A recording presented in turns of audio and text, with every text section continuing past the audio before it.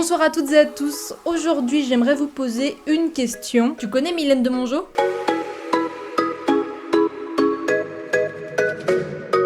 Marie-Hélène de Mongeau, de son vrai nom, est née d'une mère ukrainienne et d'un père d'origine italienne. Dans une interview téléphonique qu'elle accordait à mon père en 2013, dont je vous mettrai le lien en barre d'infos, elle a présenté ses aïeuls. Tenez par exemple, son arrière-grand-père qui a reçu Napoléon himself chez lui, parce que le général voulait absolument épouser sa fille, qui n'avait que 14 ans. Elle a ensuite présenté sa grand-mère, qui est comtesse, et son mari qui a bataillé aux côtés de Garibaldi pour que Nice soit aux Italiens. Mais bon, tu peux te douter qu'ils ont perdu la bataille. Toujours est-il que quand elle était petite, elle se décrit comme étant immonde parce qu'elle louchait. C'est ce qui l'a rendue extrêmement timide et elle décidait alors de se tenir à l'écart des autres. Sa première vocation n'était pas de monter sur les planches, mais de devenir pianiste. Et son père se rend compte qu'à 4-5 ans, elle a un petit talent quand même. Parce qu'en fait, dans l'appartement qu'il louait, il y avait un piano et elle s'amusait à reproduire les mélodies qu'elle entendait à la radio. Et c'est triste à dire, mais en fait, elle a surtout adoré le piano parce que, elle répétait longtemps et elle était seule et comme ça, comme elle dit, les gens lui foutaient la paix. Et du coup, il y a un autre endroit où les gens pouvaient la laisser seule, c'était dans les salles de cinéma. C'est pour ça d'ailleurs qu'elle passe beaucoup de temps dans les salles obscures, endroit où elle pouvait admirer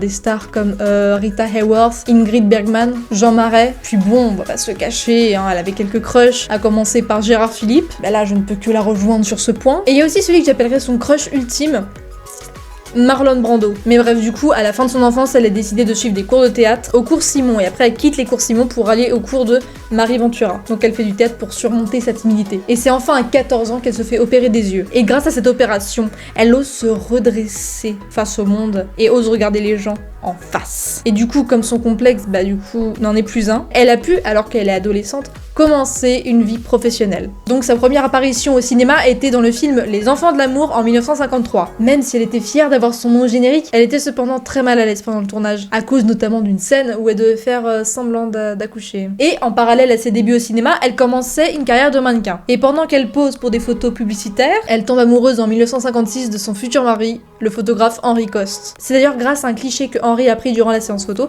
qu'elle est remarquée par un homme grâce auquel Mylène va avoir sa consécration au cinéma à seulement 21 ans. Cet homme, c'est le réalisateur Raymond Rouleau. Et il l'engage alors pour jouer aux côtés de Simone Signoret et de son mari Yves Montand dans Les Sorcières de Salem. Pour la petite anecdote sur ce film, Mylène de Mongeau avait peur que Montand tombe amoureux d'elle. Du coup, elle en a fait part à Signoret. Et le soir de la première, dans une petite salle qui devait accueillir une centaine de personnes, le couple Signoret-Montand se met au premier rang, de Mongeau, trop timide, se met au fond de la salle, et lorsque les lumières se rallument, Signoret crie de sorte à ce que de Mongeau l'entende. « Eh mon petit, tu pourras toujours faire des ménages !» Si elle a dit ça d'après Mylène, c'est parce que c'était une femme malheureuse, parce qu'à cause de l'alcool, elle a perdu toute sa beauté d'antan, mais elle était aussi malheureuse parce qu'elle savait que Montand était un cavaleur, et du coup, il lui était dur de rivaliser en quelque sorte. Après ce succès, les médias ont longtemps comparé Mylène de Mongeau et Brigitte Bardot, de par leur couleur de cheveux, leur personnalité, mais également leur amour pour les animaux. La seule différence entre les deux amies, c'est que Mylène n'hésite pas à diversifier ses rôles, tantôt pour une production française avec par exemple Sois belle et tais-toi, avec Jean-Paul Belmondo et Alain Delon, tantôt pour une production américaine avec Bonjour Tristesse, mais également avec des productions italiennes, comme en 1959 avec le film La bataille de Marathon,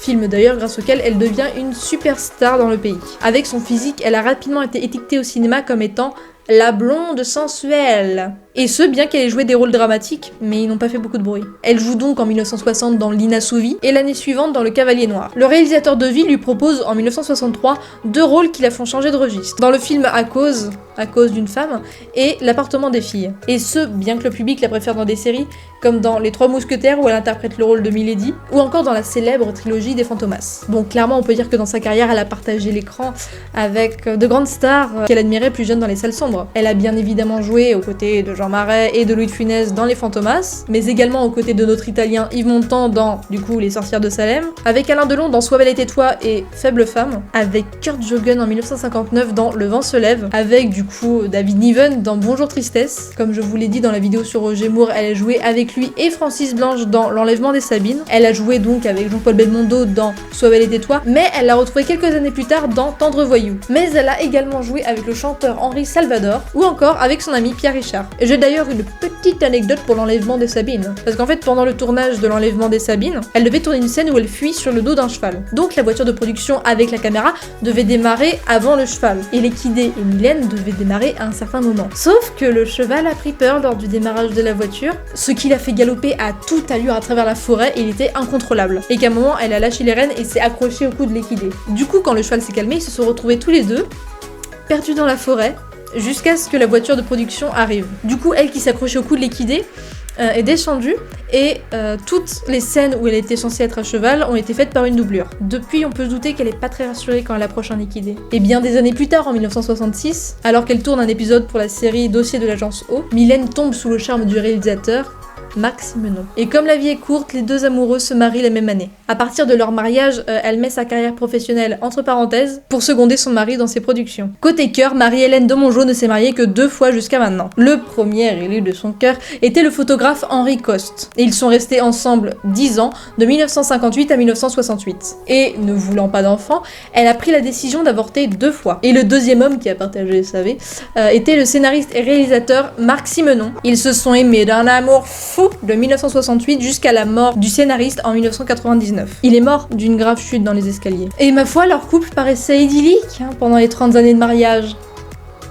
Oui, paraissait, oui. Parce que son livre Le piège, que Mylène a écrit avec une doctoresse spécialiste en alcoolologie, de Mongeau a décidé de se libérer d'un poids sur cette relation. En fait, il s'est avéré que son mari a été attrapé par un démon. Un démon qui se nomme alcool. Et il s'est incrusté dans la vie du couple au début des années 70. Bon, tout a commencé après un échec cinématographique et il a commencé à boire pour soigner son amour-propre blessé. Même si Marie-Hélène était pour la modération, son mari s'est de plus en plus enfoncé dans la boisson, jusqu'à devenir un inconnu agressif et terrorisant, d'après ses mots. Et puis bon, après la mort de Marc Simenon, elle n'a pas voulu se remettre en couple ni se marier, parce qu'elle juge qu'elle vit très bien toute seule, tout simplement. Et sinon, le couple de Mongeau-Simenon n'a jamais eu d'enfant parce que elle ressentait pas le désir d'en avoir et elle préfère les animaux aux enfants, quoi. Après la mort de son deuxième mari, Marc Simenon, Marie-Hélène partage son temps entre l'écriture et elle est également très active en faveur de différentes causes. Elle lutte contre la pollution, elle est également membre du comité d'honneur de l'association pour le droit de mourir dans la dignité, mais elle lutte également en faveur de la cause animale. Elle aide d'ailleurs dans le refuge de l'Arche situé en Mayenne. Mais elle n'a pas arrêté le cinéma pour autant, parce qu'en 1994, elle joue dans La piste du télégraphe. On la retrouve évidemment dans 36 quai des Orfèvres en 2004, mais également dans la trilogie Camping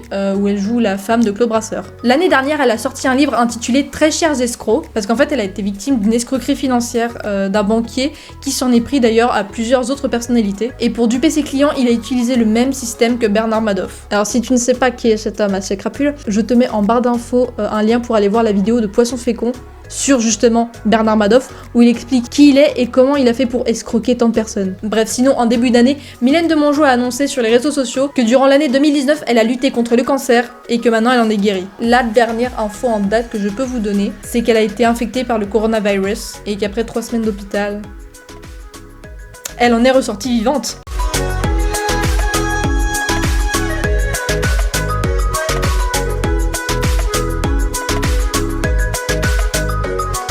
Donc dans les films que je peux vous proposer de regarder, il y a bien évidemment la trilogie des Fantomas, mais également un film un peu plus vieux qui s'appelle Sois belle et tais-toi. Donc c'est parti, on commence avec la trilogie des Fantomas qui est composée de Fantomas de 1964, Fantomas se déchaîne en 1965 et Fantomas contre Scotland Yard de 1967. Donc l'histoire de la trilogie est basée sur un malfaiteur qui est toujours masqué qui s'appelle...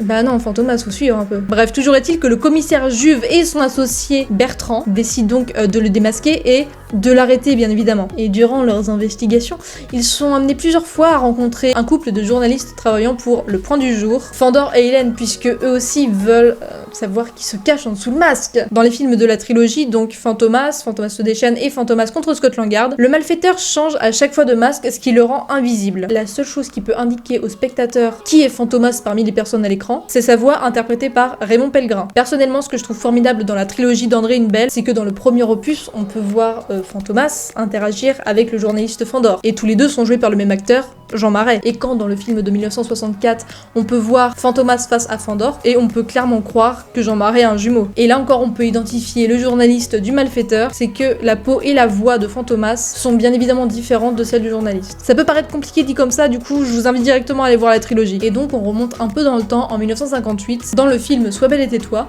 où on suit la 3e fuite de Virginie d'une maison de redressement, et donc elle est poursuivie par la police. Coïncidence, le soir de sa fuite, un braquage est commis dans une bijouterie. C'est alors qu'elle fait la rencontre de Jean. C'est un jeune inspecteur de police qui la prend pour une complice de la bande de voleurs. Quant à elle, elle le prend pour un caïd du milieu. Et puis elle tombe amoureuse de lui. Donc elle apprend son vrai métier, ils finissent par s'épouser, et c'est là qu'elle retrouve d'anciens amis, notamment des trafiquants d'appareils photo, hein, Loulou et Pierrot. Et puis bon, malgré le métier de son mari Jean, elle va décider d'aider Loulou et Pierrot, ainsi qu'un autre gars, Raphaël, qui a été, soit dit en passant, un acteur dans le cambriolage de la bijouterie, et qui cache sans le dire à personne les bijoux dans un appareil photo. Jean découvre le poteau rose, et il prend alors sa femme comme complice du cambriolage de la bijouterie, et il va décider de tendre un piège à sa femme. Bon, heureusement, tout est bien qui finit bien, hein, la vérité finit par éclater, et les vrais cambrioleurs sont arrêtés grâce à l'aide de Virginie, mais également de Pierrot et Loulou. Donc voilà, j'espère que tu en auras appris un peu plus sur Mylène de Mongeau. La phrase par laquelle j'aimerais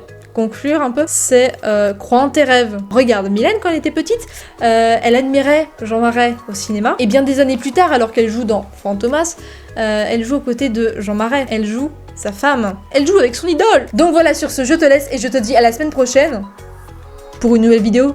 Ciao!